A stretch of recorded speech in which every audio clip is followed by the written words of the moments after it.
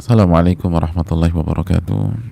Alhamdulillah hamdan katsiran tayyiban mubarakan fi kama yuhibbu rabbuna wa yarda, wassalatu wassalamu ala nabiyyina Muhammadin wa ala alihi wa sahbihi wa man sara ala nahjihi bi ihsanin ila yaumiddin wa ba'd. Saudaraku yang semoga Allah muliakan, tidak ada kata yang pantas untuk kita ucapkan pada kesempatan kali ini kecuali bersyukur kepada Allah Subhanahu wa taala atas segala nikmat dan karunia yang Allah berikan dan Allah limpahkan kepada kita. Nikmat yang tidak mungkin bisa kita hitung satu demi satu. Nikmat yang sungguh luar biasa.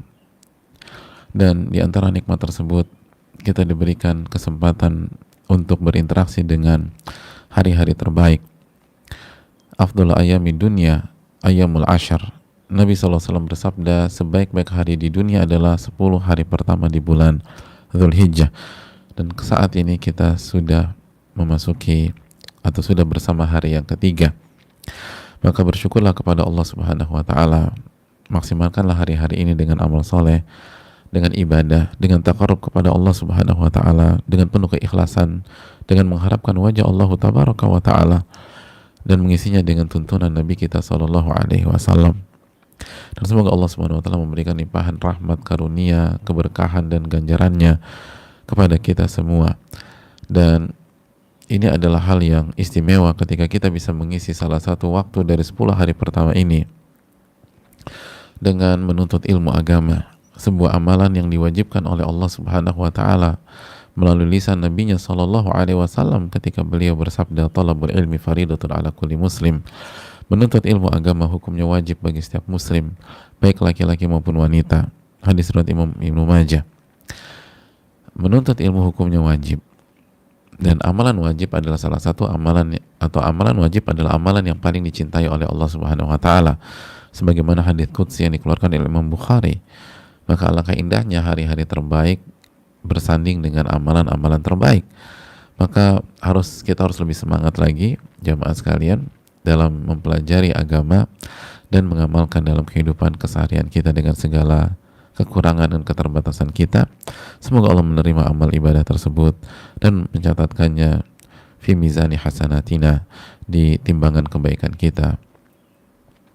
Sebagaimana salawat dan salam semoga senantiasa tercurahkan kepada junjungan kita Nabi kita Muhammadin sallallahu alaihi wasallam beserta para keluarga, para sahabat dan orang-orang yang istiqomah berjalan di bawah naungan sunnah beliau sampai hari kiamat kelak. Hadirin Allah muliakan, pada kesempatan kali ini kita akan kembali bersama kitab yang sangat luar biasa, kitab yang diakui oleh umat dari zaman ke zaman, mulai dari penulisannya dan dikaji oleh para ulama-ulama besar dari zaman ke zaman juga. Kitab yang berjudul Riyadhus Shalihin, tamannya orang-orang soleh, karya Al-Imam Yahya bin Sharaf bin Murri bin Hasan bin Husain bin Muhammad, atau yang biasa dikenal dengan nama Al-Imam An-Nawawi rahimahullahu ta'ala. Dan hadirin Allah muliakan, kita masih bersama bab kesabaran, dan kali ini kita akan belajar bersama-sama dengan segala keterbatasan kita hadis yang dibawakan oleh Al-Imam An-Nawawi, hadis yang ke-42, hadis Abdullah bin Mas'ud radhiyallahu taala anhu, sosok yang kurus secara fisik tapi berat secara iman dan amal ibadah, senior dari sahabat-sahabat Nabi Sallallahu Alaihi Wasallam. Beliau menyampaikan, wa'an Ibni Mas'ud, Imam Nawawi rahimahullah ta'ala berkata, semoga Allah merahmati beliau, merahmati orang tua beliau, keluarga beliau, dan orang-orang yang beliau cintai, dan semua umat Islam dimanapun berada. Wa'an Abdullah bin Mas'ud radhiyallahu ta'ala anhu qal, dari Abdullah bin Mas'ud beliau berkata, lamma kana yaumu Hunain, ketika itu hari di perang Hunain, atau ketika kejadiannya di hari-hari perang Hunain, athara Rasulullah sallallahu alaihi wasallam nasan fil qismah, Nabi sallallahu alaihi wasallam itu memberikan prioritas ke sebagian manusia saat beliau membagi-bagikan harta yang beliau dapatkan dari peperangan tersebut. Jadi tentu saja setiap terjadi peperangan ada harta yang didapatkan oleh pihak pemenang. Nah, pada saat itu beliau membagi-bagikan harta kepada para sahabatnya dan memprioritaskan sebagian orang. Contohnya apa? Contohnya fa'atal Aqra' bin Habis mi'atan minal ibil. Rasul sallallahu alaihi wasallam, dikatakan Abdullah bin Mas'ud, itu memberikan Aqra' bin Habis 100 unta. Subhanallah, 100 unta. Wa ata Uyainah bin Hisan mithla dhalik. Dan Nabi SAW juga memberikan Uyainah bin Hisan 100 unta. Wa ata nasan min asyrafil Arab wa atharahum yawma idzin fil qismah. Dan Nabi SAW memberikan orang-orang dari tokoh-tokoh orang Arab dan memprioritaskan mereka saat pembagian di hari itu. Jadi ada yang dikasih banyak, ada yang diprioritaskan, dan tokoh-tokoh itu dikasih banyak sama Nabi SAW. Faqala rajulun, tiba-tiba ada seseorang yang berkata, wallahi inna hadhi qismatun ma'udila fiha. Demi Allah, pembagian ini tidak adil. Allahu Akbar. Pembagian ini tidak adil. Dan siapa yang membagikan? Rasulullah SAW. Tiba-tiba orang ini mengatakan pembagian ini nggak adil. Jadi Nabi divonis nggak adil, dikomentari nggak adil sama dia orang. Wa ma urida fiha wajhullah. Allahu Akbar. Bukan hanya divonis nggak adil, Nabi SAW divonis, dijust, tidak ikhlas. Pembagian ini tidak mengharapkan wajah Allah. Hadirin, pembagian ini siapa yang bagi? Rasulullah SAW. Dikatakan ini pembagian nggak ikhlas, ini pembagian nggak adil. Faqultu wallahi la ukhbiranna Rasulullah SAW. Maka Abdullah bin Mas'ud mengatakan, demi Allah aku akan kasih tahu Rasul SAW. Demi Allah aku akan kabari beliau. Fa'ataituhu. Maka Abdullah bin Mas'ud mengatakan, aku datang kepada beliau, Rasulullah SAW. Fa'akhbartuhu bima qala. Lalu aku sampaikan apa ucapan orang tersebut. Ucapan dia saya sampaikan. Fataghayyara wajhuhu hatta kana kasirf. Maka wajah beliau berubah memerah seperti air, seperti celupan, seperti sesuatu yang dicelup dengan warna merah. Jadi wajah beliau memerah. Thumma qala, lalu Nabi SAW bersabda, faman ya'dilu idza lam ya'dilillahu wa rasuluhu.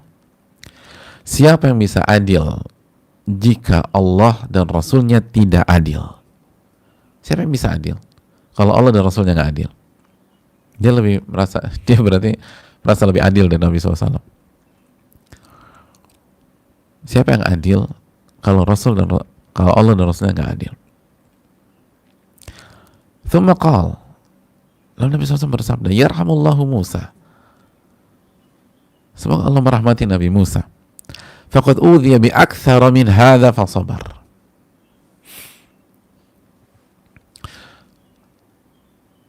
Nabi Musa alaihissalam telah diuji atau telah disakiti dengan hal yang lebih berat dari ini, lebih banyak dari ini, dan beliau bersabar. Beliau bersabar. Hadirin Allah muliakan, dan beliau bersabar.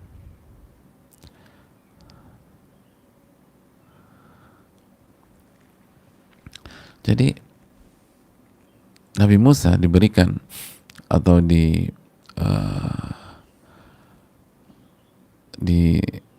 diganggu, disakiti dengan lisan, dibuat nggak nyaman, dan beliau bersabar.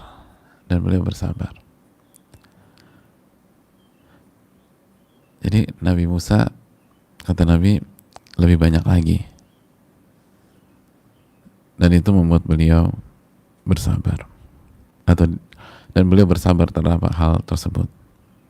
Beliau bersabar pada saat itu. Lalu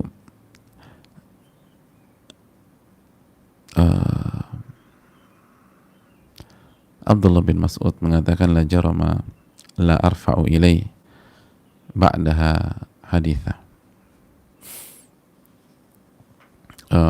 Beliau sampaikan bahwa mungkin habis ini aku nggak akan menyampaikan berita lagi ke Nabi SAW.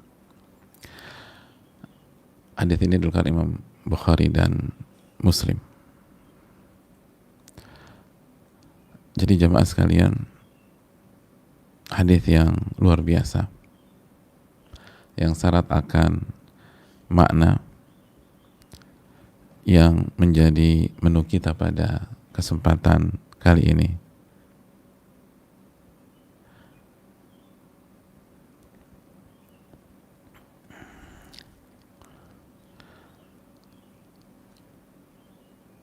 Ya, kita akan masuk ke hikmah pelajaran yang bisa kita petik dari hadis ini. Adapun Abdullah bin Mas'ud, kita sudah berkenalan dengan beliau. Kita sudah berbicara tentang beliau, dan sebagaimana tadi kita sempat sampaikan, beliau adalah salah satu senior ahli ilmunya para sahabat, dan ilmunya Masya Allah. Secara fisik itu kurus, kurang proper, tapi iman, amal ibadahnya, ketakwaannya luar biasa.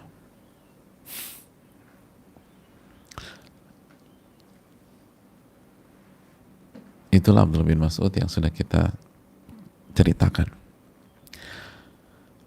Kita masuk ke hikmah dari hadis ini. Yang pertama, hadirin Allah muliakan, yang pertama,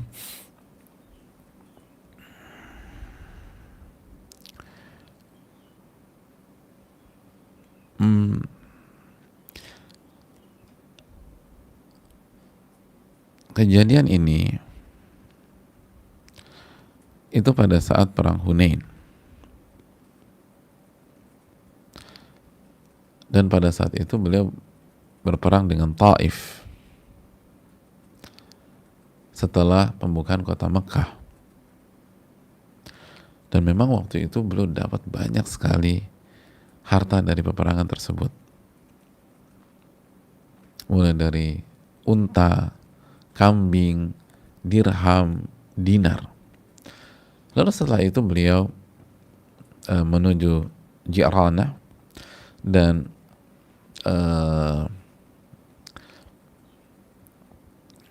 singgah sebentar di sana.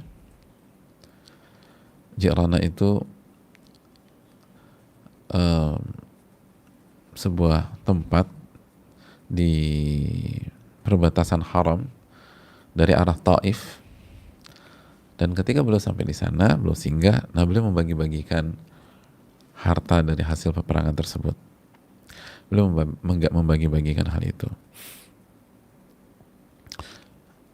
Nah, pada saat pembagian, memang Nabi kita SAW memprioritaskan sebagian orang, sebagian manusia. Dan mereka adalah orang-orang yang sedang ditaklif, atau bahasa kita mu'allaf, orang-orang yang hatinya sedang disentuh, sedang dirangkul. Nah, makanya beliau kasih 100 onta, 100 onta, 100 onta, atau jumlah yang besar lainnya. Makanya itu tadi, satu orang tuh bisa dapat 100, satu orang itu bisa dapat 100 onta. Seperti tadi, Al-Aqra' dapat 100 onta, Uyainah dapat 100 onta, Abu Sufyan juga ya 100 onta, dan lain-lain. Jadi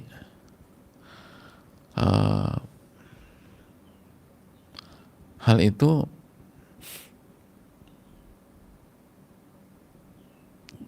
beliau lakukan pada saat itu. Memang sebagian dikasih lebih, tapi bukan karena mereka pejabat atau mereka tokoh.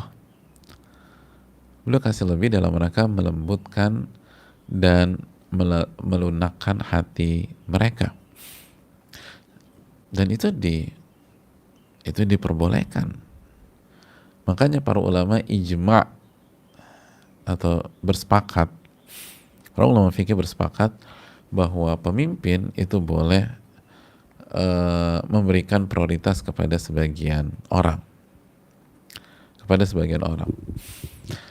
untuk sebuah maslahat yang beliau lihat. Jadi untuk maslahat yang beliau lihat perlu dikasih nih, udah lebihin, perlu dikasih dilebihkan, perlu dikasih tambahin gitu loh.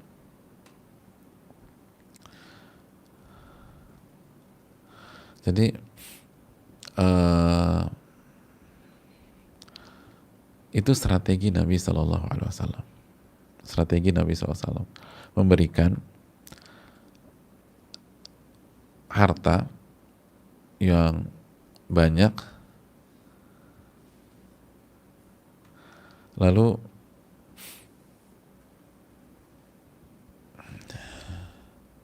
berharap agar orang-orang tersebut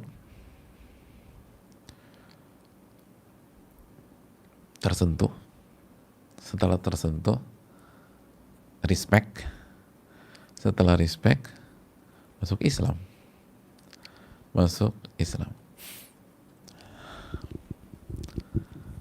Bukan karena ingin dunia.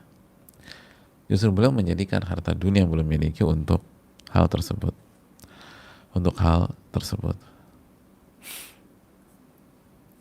Makanya jamaah yang Allah muliakan,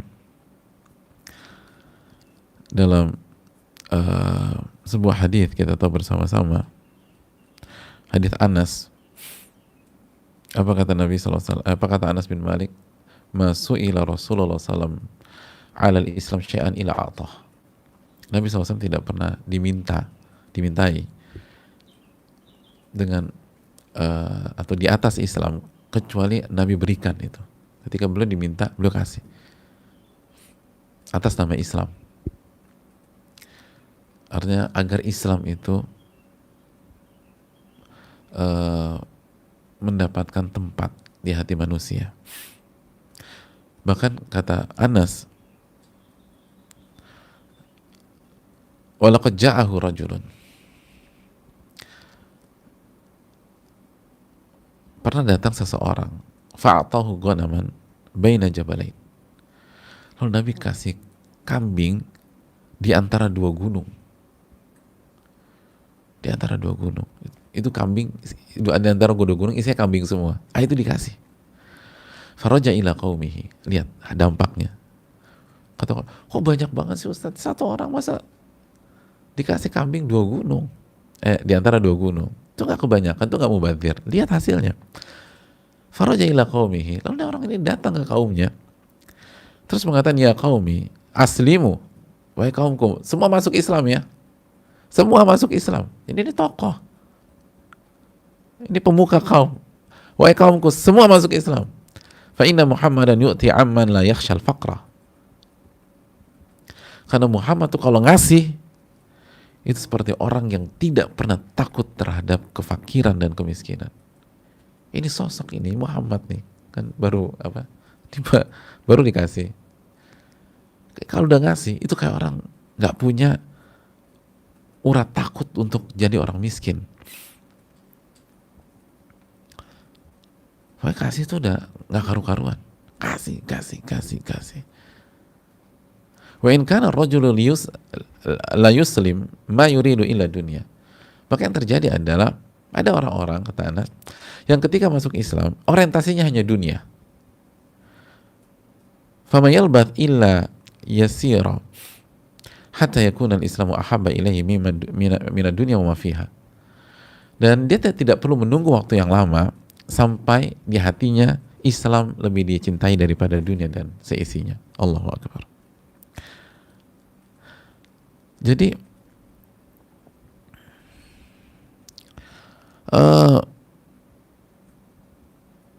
pertama-tama orientasinya dunia pada saat masuk Islam sih nggak masalah. Itulah konsep mu'alaf di zakat dalam surat At-Taubah ayat 60 itu. Dan itulah konsep ketika Nabi membagi-bagikan harta rampasan perang atau hasil dari peperangan. Atau seperti tadi kasih dua gunung itu isinya onta semua. Akhirnya satu kaum masuk Islam. Satu kaum masuk Islam. Untung. Satu kaum masuk Islam.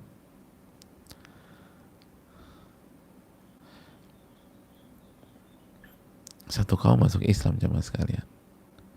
Itu luar biasa.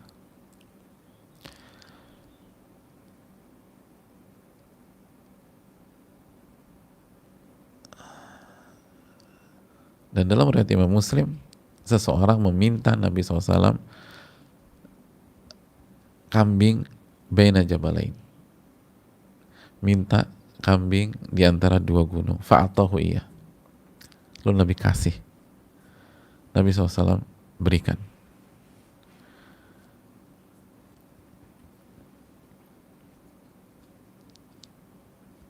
Itulah konsep Nabi SAW. Itulah konsep Nabi kita SAW. Bukan karena ingin cari muka sama pembesar.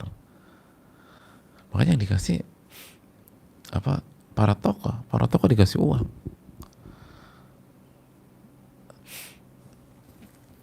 Dan akhirnya mereka masuk Islam di awal-awal memang karena uang, tapi begitu ngerti iya ya. Oh begitu ya caranya. Oh ternyata Islam indah ya.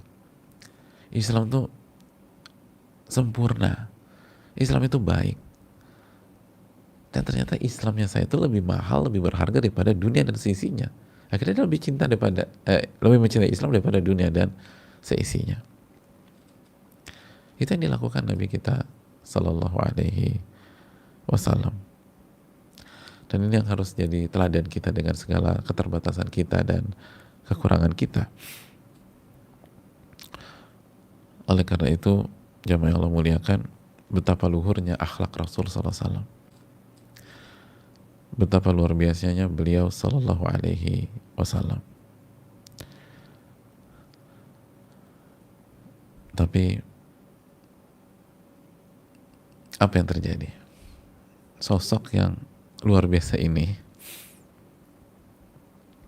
yang kalau ngasih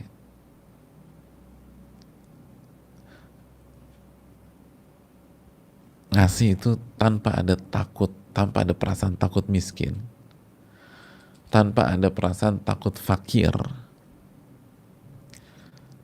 Ternyata hadirin yang Allah muliakan,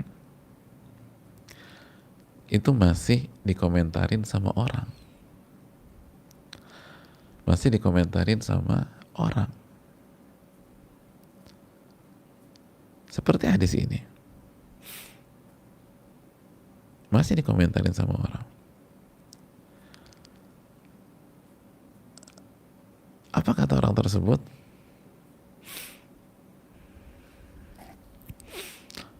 Kata orang tersebut,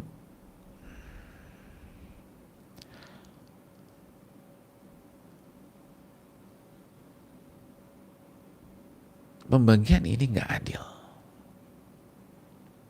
Pembagian ini nggak adil. Dan Nabi ketika ngasih nggak ikhlas, bayangin. Oh itu salah satu komentar yang paling nggak enak ketika seseorang dikomentari tentang niatnya. Karena niat adalah hal yang paling privacy, yang paling personal. Itu antara hamba dengan Allah Subhanahu wa Ta'ala. Terus tiba-tiba ada orang bilang ke kita, antum nggak ikhlas, antum cari ini kan. Dan Nabi alami itu. Wallahi inna hadhi qismatun ma'udila fiha. Demi Allah, ini pembagian nggak adil. Wa ma urida fiha wajhullah. Dan tidak mengharapkan wajah Allah.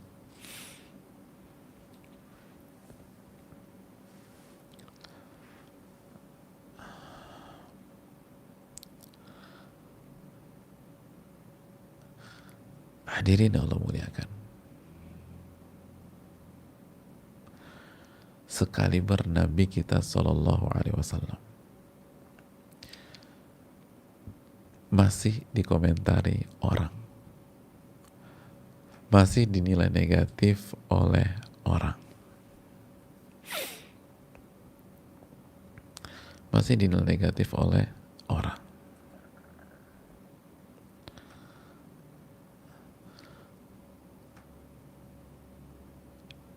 Sebaik itu sosok yang Allah firmankan, laqad kana lakum fi Rasulillah uswatun hasanah. Telah ada dalam diri Rasul suri tauladan yang baik untuk kalian. Sosok yang Allah firmankan, wa innaka la'ala khuluqin azim. Dan engkau wahai Muhammad berada di atas akhlak yang mulia. Berada di atas akhlak yang mulia. Ini sosok, akhlaknya, kebaikannya termaktub di dalam Al-Quranul Karim. Termaktub di dalam Al-Quranul Karim. Bukan kita. Bukan seperti kita yang nggak jelas begini, yang mungkin kita yang klaim sendiri. Nabi SAW akhlaknya, Allah yang mengatakan, sesungguhnya engkau, wa innaka, pakai lam, pakai inna, wa innaka, la'ala, pakai lam lagi taukid, la'ala khuluqin azim, akhlak yang mulia. Subhanallah. Surat Al-Qalam ayat 4. Sesungguhnya engkau benar-benar di atas akhlak yang mulia. Itu masih dikomentarin. Gak adil. Masih dikomentarin. Ada kepentingan. Masih dikomentarin. Gak ikhlas. Subhanallah. Itu poin jemaah. Poin yang kedua, yang gak kalah penting, agar kita bisa mengerti kehidupan dan mendapatkan ibrah. Komen negatif ini, itu berasal dari pihak internal. Bukan orang kafir Quraisy. Yang komen itu bukan orang kafir Quraisy, bukan musuh di luar. Ini di dalam. Ini di dalam. Yang komentarin Nabi SAW dari dalam. Di antara saf-saf para sahabat Nabi SAW. Di antara saf ya. Bukan sahabat yang cinta kepada Nabi SAW. Tapi di dalam. Oknum di dalam. Bukan di luar. Di dalam.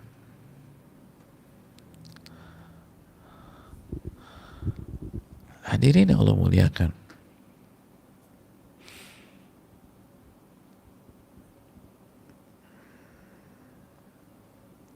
Ini pelajaran berharga bagi kita.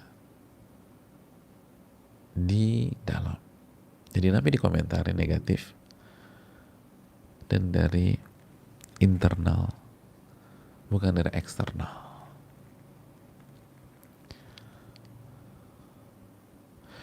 Dan dulu dikomentarin apa? Nggak adil dan hatinya. Subhanallah, sallallahu alaihi wasallam. Padahal Allah sudah berfirman dalam surat At-Taubah juga ada asas 28, Azizun alaihi ma'anittum harisun alaikum bil mu'minina raufur rahim. Beliau tuh berat kalau ngelihat kesulitan umatnya. Semangat dalam memberikan kebaikan untuk umatnya. Penyayang dan penyantun kepada orang-orang beriman. Jadi sifat rahmat, sifat penyantun segala macam komplit. Itu masih dibilang gak adil. Subhanallah. La'ala khuluqin azim. Di atas akhlak yang mulia. Itu dibilang gak ikhlas.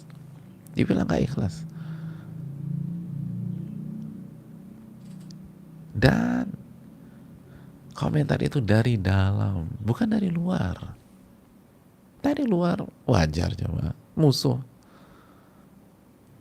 Tapi dari dalam. Itu sangat menyakitkan. Makanya sekali lagi, salah satu makan yang paling gak enak itu makan apa? Makan temen, nah itu paling gak enak tuh. Temen sendiri lo makan, nah itu kan di dunia pergaulan begitu.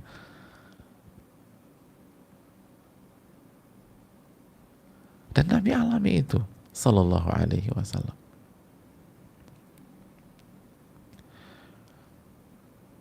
Sallallahu alaihi wasallam. Ada oknum di tengah-tengah para sahabat, di internal beliau sallallahu alaihi wasallam, yang mengomentari negatif.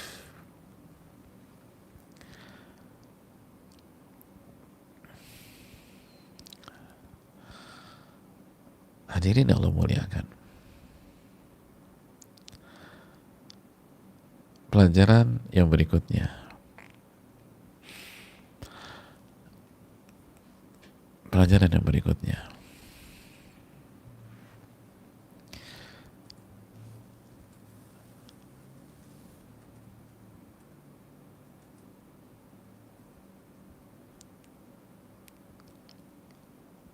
Hadis ini menunjukkan kesabaran beliau.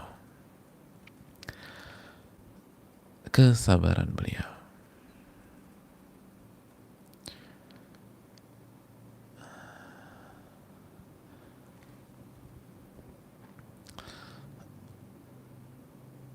Beliau sallallahu alaihi wasallam berusaha menahan, lalu menyampaikan, faman ya'dil idza lam ya'dillahu wa rasuluh. Siapa yang bisa berlaku adil jika Allah dan Rasulnya tidak adil?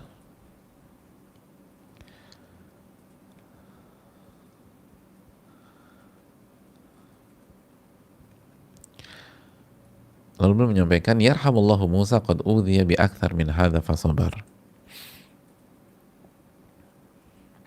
Semoga Allah merahmati Nabi Musa yang telah disakiti dengan kalimat atau hal-hal yang lebih banyak dan beliau bersabar. Lihat bagaimana respon Nabi yang sangat elegan.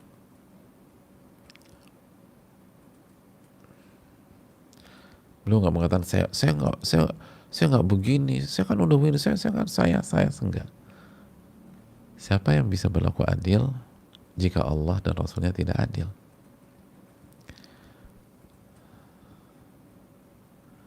Lalu yang diangkat pihak lain, Nabi juga, Nabi Musa alaihissalam. Semoga Allah merahmati Nabi Musa. Disakiti lebih dari ini, lebih banyak dari ini, dan beliau bersabar, beliau nahan.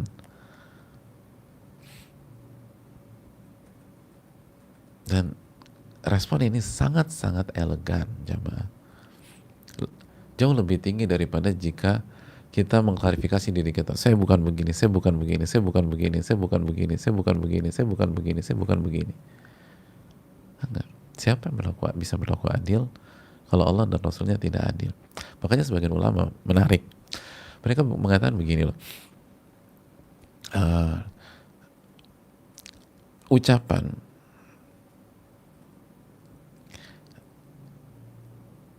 ucapan orang tersebut yang mengatakan Nabi tidak adil dan Nabi tidak ikhlas, itu sebenarnya menelanjangi kebodohan dirinya sendiri. Itu memperlihatkan betapa bodohnya nih orang, kata para ulama. Kenapa demikian? Karena kalau Nabi SAW tidak adil dan tidak ikhlas, lalu mengapa Anda mengikuti beliau? Kenapa Anda mengikuti beliau? Sebuah kebodohan yang sangat parah adalah pada saat seseorang mengikuti pihak yang dia yakini tidak adil dan tidak ikhlas. Lalu ia percayakan akhirat dia ke pihak tersebut. Dia percayakan masa depannya di akhirat kepada pihak tersebut. Padahal jelas-jelas ini orang nggak adil dan orang ini nggak ikhlas. Lalu Anda jadi murid dia, lalu Anda belajar dengan dia, lalu Anda gantungkan akhirat Anda dengan ajaran yang dia sampaikan, dan Anda tahu dia nggak adil, dia nggak ikhlas. Yang bodoh itu Anda. Konsekuensi meyakini seseorang itu nggak adil dan nggak ikhlas, keluar, bukan jadi murid, bukan jadi jamaah, bukan berada di dalam internal beliau. Itu lebih fair.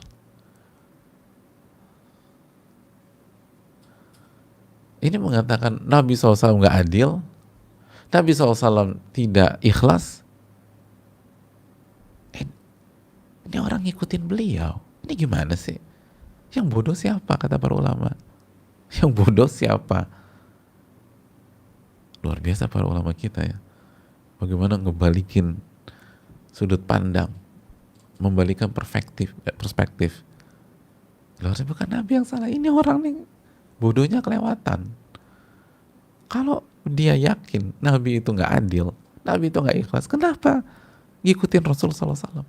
Kenapa menggantungkan akhiratnya dengan ajaran Rasul SAW? Oh, orang ini katanya nggak adil, ya udah cari yang lain dong.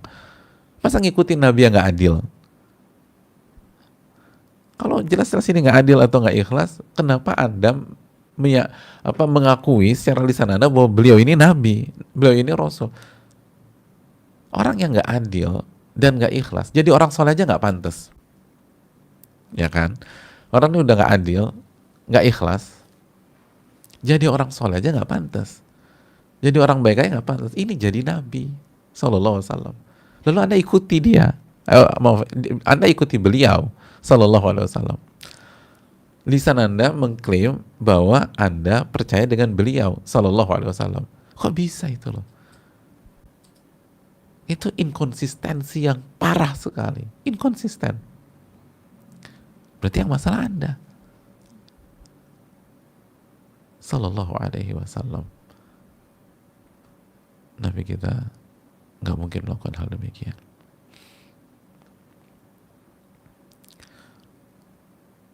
Jadi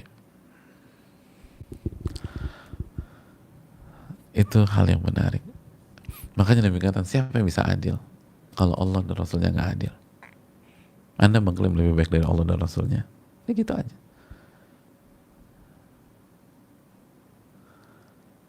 Dan ke Nabi Musa, bahasanya kan kalau kita pahami kan Nabi memberikan isyarat secara tidak langsung, apa yang diucapkan belum ada apa-apanya, belum seberapa dibanding ucapan yang diterima oleh Nabi Musa alaihissalam. Kita sabar, gitu kan.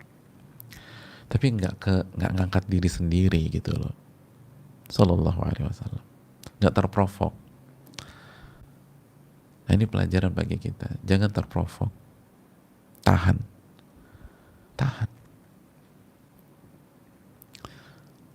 Jemaah sekalian.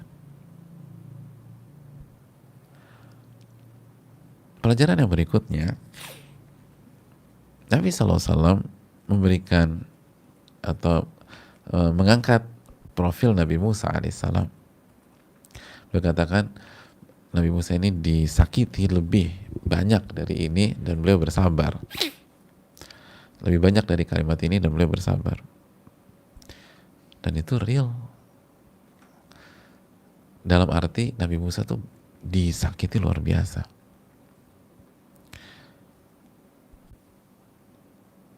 Lebih dari kasus di hadis ini. Kasus di hadis ini ya. Tapi secara utuh Nabi SAW lebih tinggi daripada Nabi Musa alaihissalam. Itu berarti ujian Nabi SAW lebih berat daripada Nabi Musa. Tapi untuk kasus ini kan Nabi bilang qad udhiya bi aktsar min hadza. Itu kan Nabi Musa itu mendapatkan gangguan lebih dari ucapan orang ini dan beliau bersabar. Sebagai contoh misalnya, masih ingat ketika Nabi Musa meminta rombongan beliau untuk masuk ke Baitul Maqdis. Coba kita buka surat Al-Maidah ayat 21.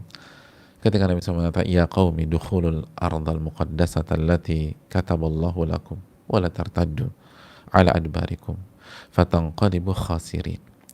Wahai kaumku, masuklah ke tanah yang disucikan, yang telah Allah garansikan kepada kalian, yang Allah kasih kepada Allah, jamin untuk kalian.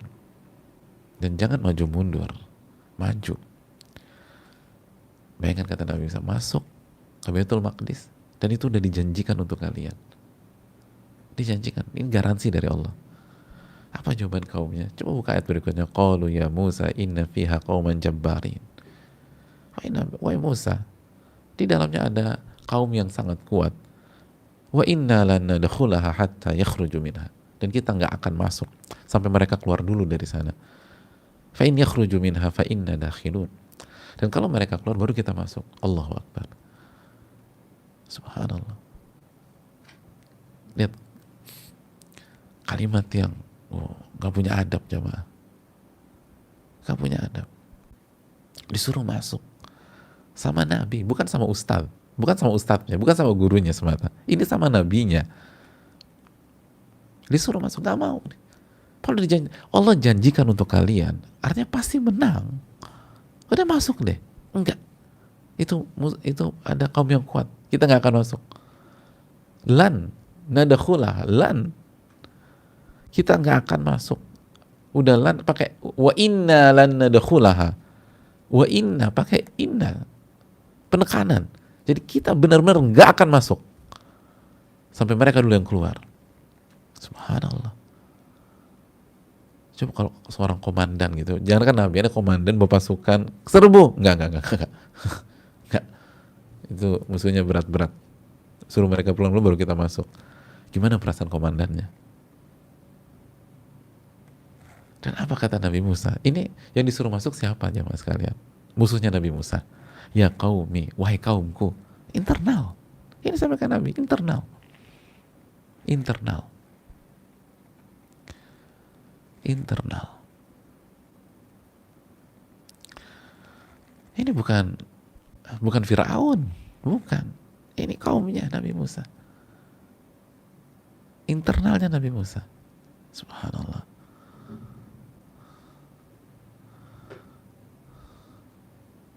Hadirin Allah muliakan. Sampai kita tahu di ayat berikutnya qala rajulani minal ladzina yakhafuna an'amallahu 'alaihima. Lalu sampai berkata dua orang. Orang ini takut kepada Allah dan diberikan nikmat oleh Allah Subhanahu wa taala. Udkhulu 'alaihimul bab. Masuklah dari sebuah pintu. Fa idza dakhaltumuhu fa innakum ghalibun. Kalau kalian masuk dari pintu itu, kalian akan menang. Kalian akan menang. Gak usah khawatir, kalian akan menang. Wa 'alallahi fatawakkalu in kuntum mu'minin. Dan bertawakallah hanya kepada Allah. Jika kalian benar-benar beriman, bertawakallah hanya kepada Allah. Masuk, terus tawakal sama Allah. Masuk, jangan mundur. Masuk. Tetap maju. Ini diperintah Allah sama Nabi Musa, maju tetap. Jangan mundur. Tapi masuk dari pintunya. Kalau masuk dari pintunya, insya Allah menang. Dan hanya bertawakal kepada Allah Subhanahu wa taala. Subhanallah. Udah dijamin sama Nabi Musa. Dikatakan dikasih tuh strateginya. Gini strateginya. Masuk dari pintu itu. Apa jawabannya? Nyakitin jamaah. Subhanallah. Itu Nabi Musa luar biasa. Kalimatnya pedih. Apa kata mereka? Baca ayat berikutnya. Qalu ya Musa. Mereka berkata, wahai Musa, inna lan nadakhulaha abada. Masya Allah. Wahai Musa, kita inna, pakai inna lagi, tak di apa, inna penekanan. Inna lan nadakhulaha abada. Kita sungguh-sungguh tidak akan masuk selama-lamanya. Madamu fiha. Selama mereka masih ada di sana. Kalau bahasa kita, kalau bahasa sekarang, kita nggak akan masuk ke sana. Titik. Gitu misalnya. Penekanan. Titik. Allahu Akbar. Digituin Nabi Musa. Nyakit. Ini siapa? Orang luar. Bukan internal. Kalimatnya subhanallah. Selesai? Belum. Lebih nyakitin lagi berikutnya. Fadhhab anta wa rabbuka faqatila innaha huna qa'idun. Maka pergilah engkau wahai Musa dan Rabbmu, lalu berperanglah berdua. Kita mau nunggu di sini sambil duduk. Kalimat kayak begitu. Engkau perang sama Rabbmu aja. Kita menunggu nih di sini nih. Kita lihat siapa yang menang. Ya Allah, digituin. Nabi loh. Ini bukan ustadz, bukan guru, bukan. Ini Nabi digituin. Allahu Akbar. Kita nggak akan masuk selama mereka di sana. Kita nggak akan masuk, titik, selama-lamanya. Abada, selama-lamanya. Engkau perang aja sama Rob engkau. Jadi mereka nggak bilang engkau perang aja sama Rob kita. Enggak. Fadhhab anta wa rabbuka, Robmu, gitu. Bukan Rob kita, Robmu. Subhanallah. Innaha huna qa'idun. Kita mau duduk di sini, Masya Allah. Semoga Allah merahmati Nabi Musa. Beliau disakiti dengan hal yang lebih banyak daripada kalimat orang tersebut dalam hadis ini, dan beliau bersabar. Subhanallah. Subhanallah.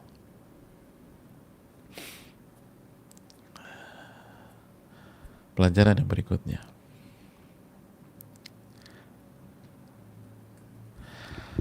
Dari sini kita bisa menarik pelajaran, kata Al-Imam Muhammad bin Shalih Al-Utsaimin. Kalau ini ucapan yang keluar dari internal Nabi Muhammad SAW. Lalu Nabi mengangkat profil Nabi Musa yang juga disakiti bukan hanya dari luar, tapi juga dari dalam internal beliau alaihi salam. Maka jangan kaget, jangan heran apabila ada orang-orang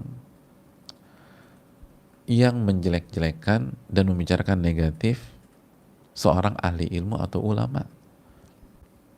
Jangan heran, kata Syekh Utsaimin. Lalu dia mengatakan inna hadzal alima fihi kadza wa fihi kadza wa yasifuna bil uyub. Lalu orang-orang terus mengatakan ahli ilmu ini tuh begini, ustadz itu begini, ulama itu begini, guru itu begini. Lalu menyebutkan aib-aib. Inna syaitana huwa alladhi ya'uzzu haula'i ala an yaqdahu fil ulama. Itu aktor intelektualnya tuh syaitan, kata para ulama, kata Syekh Utsaimin. Itu syaitan yang membuat lisan-lisan mereka bicara tentang ahli ilmu. Kenapa? Kenapa ahli ilmu kita yang diserang? Kenapa ulama yang diserang? Kenapa guru-guru kita yang diserang? Kata Syekh Utsaimin, karena syaitan itu cerdas. Jika orang-orang ini berhasil menjatuhkan marwah ahli ilmu tersebut, bisa membunuh karakter ahli ilmu tersebut, maka ucapan mereka, ahli-ahli ilmu tersebut atau ulama itu, ucapan mereka, kajian mereka atau yang mereka ajarkan otomatis runtuh di hadapan manusia. Runtuh di hadapan manusia. Manusia nggak mau dengar. Itu ngomong kosong. Itu ini. Manusia nggak mau dengar karena karakternya dibunuh. Maka pada saat itu, siapa yang akan mengarahkan manusia ke jalan Allah? Yang akan mendidik manusia dengan kitabullah, dengan sunnah Nabi SAW. Maka ada kekosongan figur di sana. Manusia udah nggak percaya lagi sama gurunya, nggak percaya lagi sama ahli ilmunya. Terjadi kekosongan figur, teladan. Maka masuklah syaitan-syaitan itu dari diri-diri orang-orang fasik yang akan menyesatkan manusia. Ini bahaya besar. Ini bahaya besar. Kata Syekh Utsaimin, man yaquduhum bi kitabillah idza lam yathiqu bil ulama'i wa aqwalihim. Siapa lagi yang bisa membimbing umat dengan Al-Quranul Karim jika umat sudah tidak percaya lagi dengan ulama mereka dan ucapan-ucapan mereka?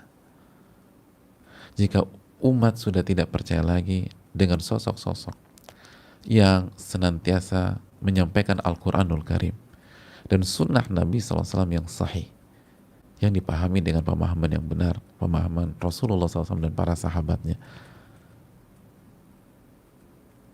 Kalau seorang ahli ilmu setiap saat mendakwahkan itu, mendakwahkan kebenaran, mengajak orang kepada Al-Quran, kepada sunnah Nabi SAW dengan pemahaman yang benar, mengingatkan orang tentang Allah Subhanahu wa Ta'ala, mengajak orang kembali kepada Allah, lalu karakter beliau dibunuh, dihancurkan,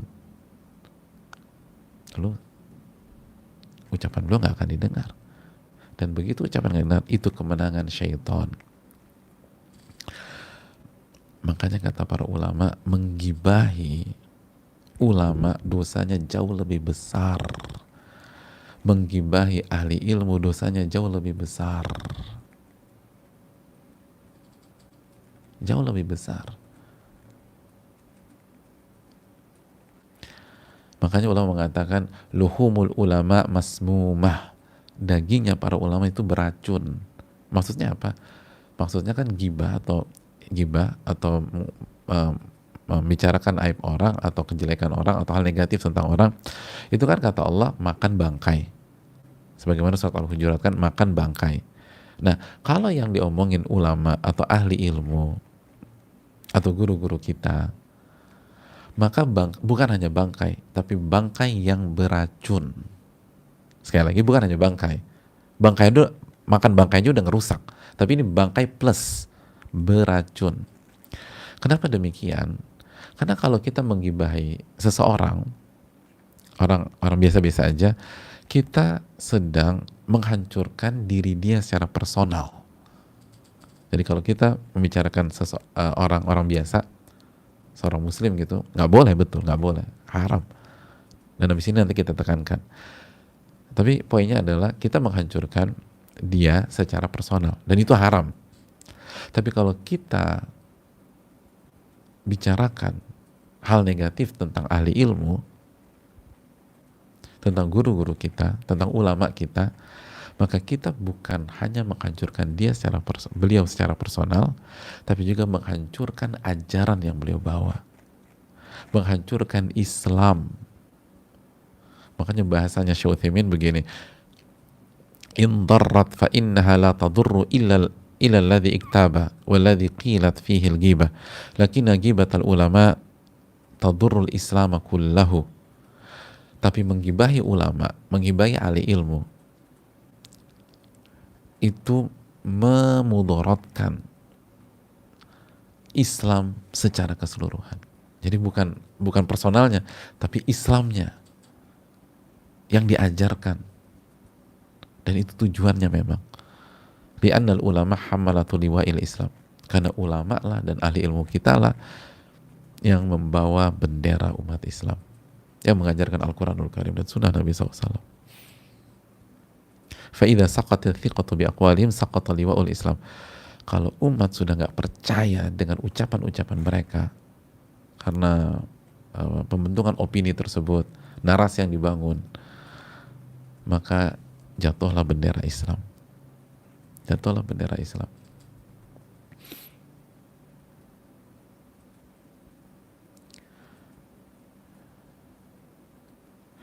Makanya sebagian ulama seperti Al-Izz bin Abdis Salam, salah satu ulama mazhab Syafi'iyah, mengatakan kalau ada ahli ilmu terlibat kasus lalu diangkat mau diangkat ke pengadilan, dan pada saat itu ahli ilmu itu mungkin khilaf salah, mungkin ya khilaf dan salah, tapi kata beliau, usahakan jangan diangkat dan selesaikan secara kekeluargaan. Jadi usahakan sekuat tenaga jangan diangkat, selesaikan kekeluargaan. Ya salah tetap salah, suruh ganti selesai, tapi jangan sampai diangkat. Kenapa demikian? Karena itu bisa merusak semuanya, bukan hanya personal beliau, tapi Islam secara umum. Dan siapa yang nggak pernah khilaf? Siapa yang nggak pernah keliru? Jadi bukan berarti menjustifikasi, enggak, salah tetap salah, suruh ganti, tapi harus nggak boleh dimunculkan atau di blow up, nggak boleh. Makanya sekali lagi, ini bukan berarti tidak ada amar ma'ruf nahi mungkar.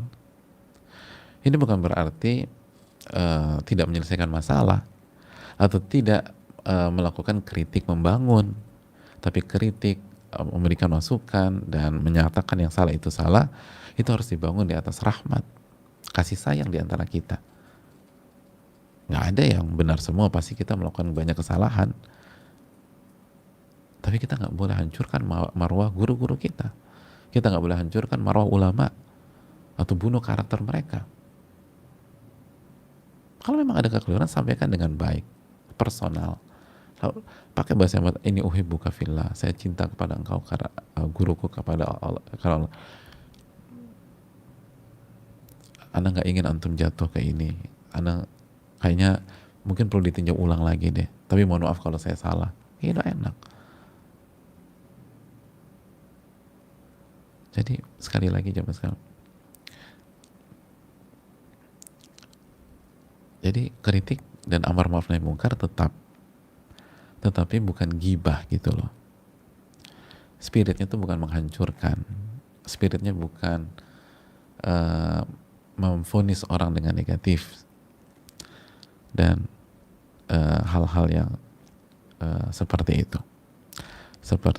itu. Allah ta'ala alam bisawab.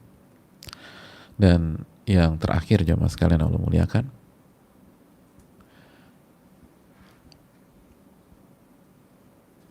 atau sebelum yang terakhir, dan jangan heran sekali lagi kalau misalnya yang menyakiti ulama atau ahli ilmu dan seterusnya itu berada dalam atau berasal dari internal bukan eksternal. Bagaimana Nabi SAW ini internal. Jadi kata Syekh Utsaimin, jangan heran kalau ada yang berusaha menjelek-jelekan ahli ilmu dan notabene internal pengajiannya atau berada di dalam, bukan berada di luar. Di luar juga, Nabi kan juga disakiti dari luar.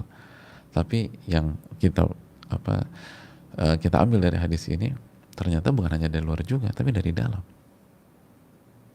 Kan sebagian orang bilang, nggak mungkin lah, dia kan muridnya dan seterusnya. Loh, ini Nabi SAW. Ada oknum di tengah-tengah beliau Sallallahu Alaihi Wasallam. Kalau Nabi saja demikian, kalau Nabi Musa saja kaumnya begitu, itu Nabi. Mana mungkin kita steril dari itu?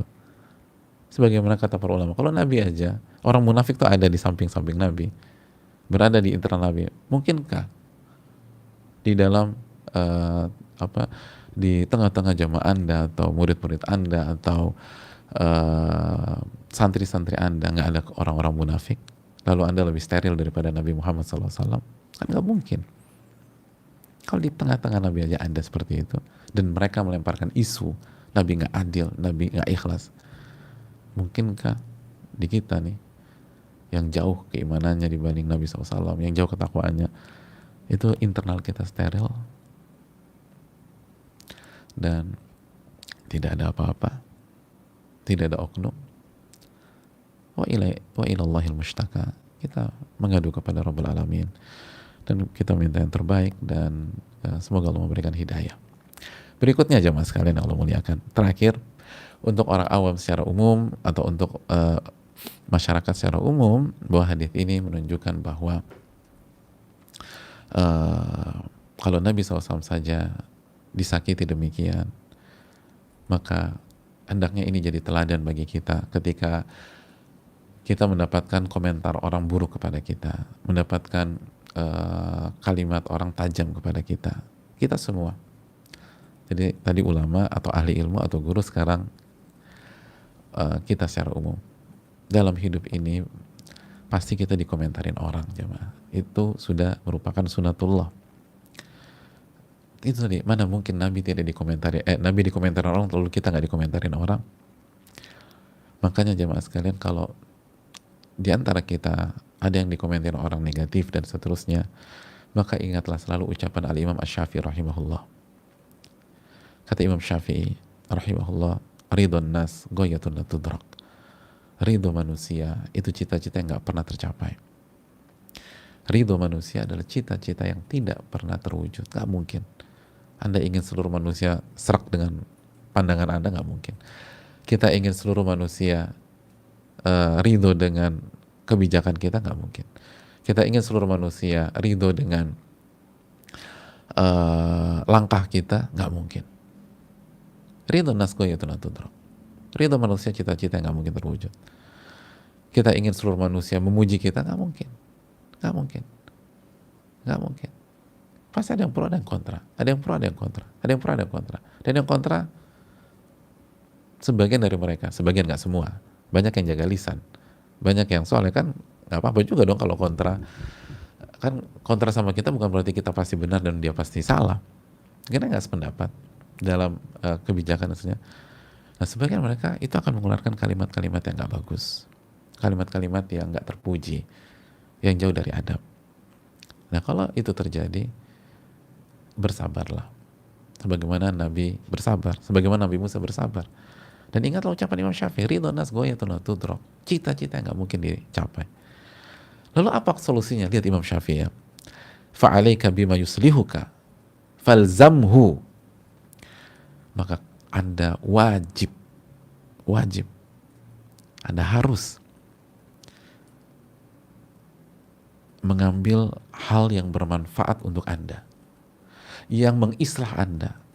Anda harus memilih, Anda harus buat langkah, Anda harus ambil keputusan, sesuatu yang memperbaiki iman dan ketakwaan Anda. Yuslihuka.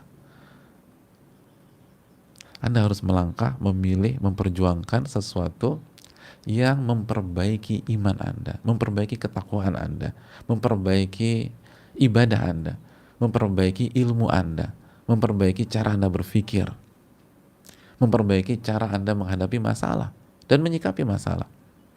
Falzamhu, lalu pegang erat-erat. Lalu ilzam itu, lalu tekuni,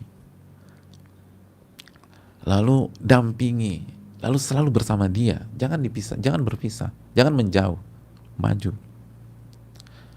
Ilzam itu benar-benar ditempel gitu loh, dipegang. Lalu tawakal kepada Allah. Orang mau ngomong A, orang mau ngomong B, orang ngomong C, itu urusan mereka. Selama kita nggak maksiat tentu saja. Kan makanya fa'alaika bima yuslihuka. Anda harus memilih dan Anda harus bersikap untuk yang memperbaiki diri Anda. Yuslihuka, memperbaiki diri Anda, memperbaiki iman Anda, ketakwaan Anda, ibadah Anda, derajat Anda di sisi Allah. Anda kejar itu. Dan kalau dapat, ilzamhu, pegang erat-erat. Kalau belum dapat, perjuangkan. Adapun orang masa begini, masa begitu, itu urusan mereka dengan Allah. Fa innahu la sabila ila ridhahum. Kata Imam Syafi'i, tidak ada jalan untuk memuaskan semua orang. Tidak ada jalan untuk membuat semua orang ridho. Tidak ada jalan untuk membuat semua orang suka dengan kita. Nggak ada jalan. Semua kebijakan kita pasti ada pro dan kontra. Semua yang kita katakan pasti ada yang pro dan kontra. Kalau bisa, maka sosok itu Rasulullah SAW. Nabi yang paling baik, Nabi manusia paling mulia, paling bertakwa.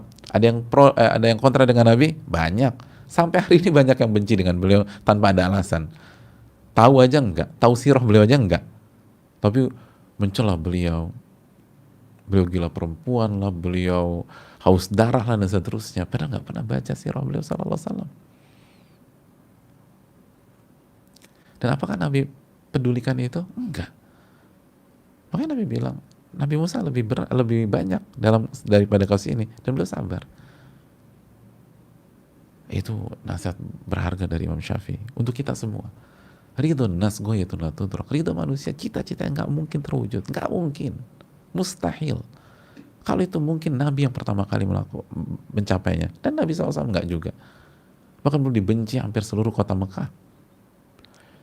Fa'alaika bima yuslihuka. Maka Anda wajib, Anda harus perjuangkan apa yang memperbaiki diri Anda, memperbaiki iman Anda, ketakwaan Anda, kesolehan Anda. Dan falzamhu, terus kejar titik itu dan jaga baik-baik. Jaga baik-baik. Mulazamah, jaga baik-baik. Jangan dilepas. Tidak ada jalan untuk membuat seluruh orang puas. Makanya sebagian ulama klasik bilang apa jemaah? Kalau ada seseorang disukai seluruh lingkungan, fa'alam annahu rajulun saw. Ketahuilah dia orang buruk. Subhanallah, kok bisa? Orang berpikir kalau disukai seluruh lingkungan, ini orang baik. Enggak, kata para ulama klasik, enggak. Itu orang buruk. Dan dalilnya simple, sederhana. Bukankah Nabi SAW tidak memiliki kondisi seperti itu? Padahal Nabi manusia terbaik. Kata para ulama, untuk disukai seluruh orang pihak, kita harus manis di depan A, manis di depan B, manis di depan C, dan seterusnya. Dan itu akan menanggalkan prinsip kita.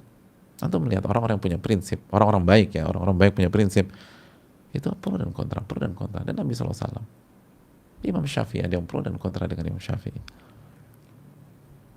Abu Bakar As-Siddiq dicaci maki orang, Umar bin Khattab ada yang caci maki, Utsman bin Affan ada yang caci maki, bahkan di kudeta Utsman bin Affan radhiyallahu ta'ala, Ali bin Abi Thalib radhiyallahu ta'ala dibunuh, ada yang kontra sama beliau.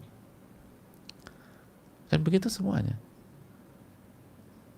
Hussein radhiyallahu ta'ala, para sahabat, Abdullah bin Zubair. Ini sunatullah jamaah sekalian. Jadi jangan terpuruk karena komentar orang, jangan. Kembalikan kepada Allah Jalla wa'ala. Lihat Nabi SAW bersabar. Dan sekali lagi, sebagaimana hadis ini, bisa jadi komentar itu dari internal kita, dari teman-teman kita, dari sahabat kita, dari komunitas kita, sebagaimana dari luar. Sama, ini dari internal.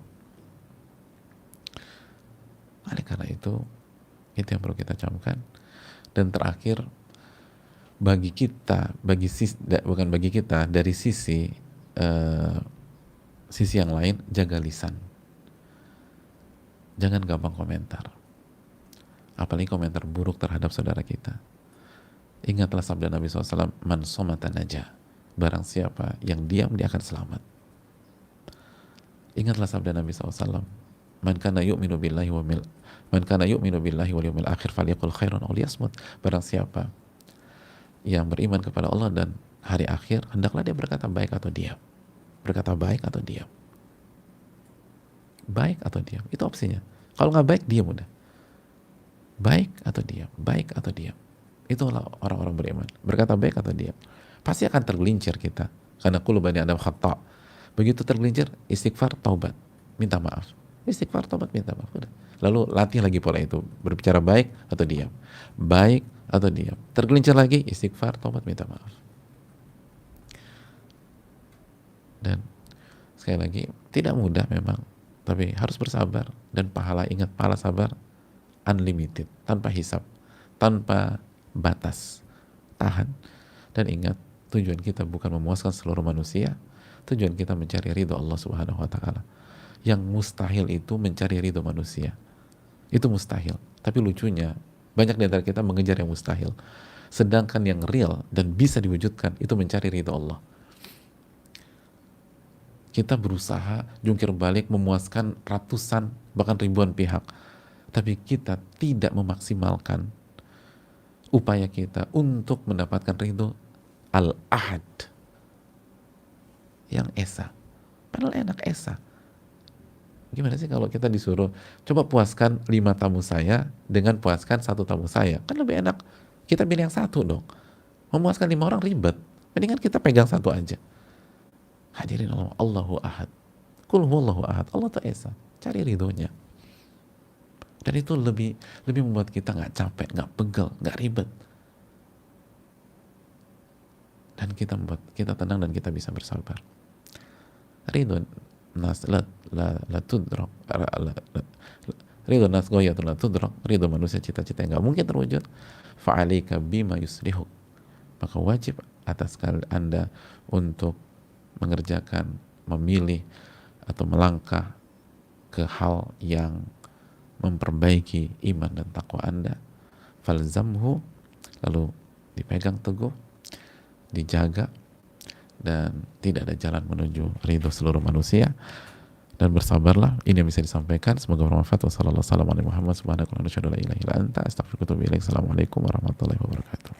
Rabbana taqabbal minna.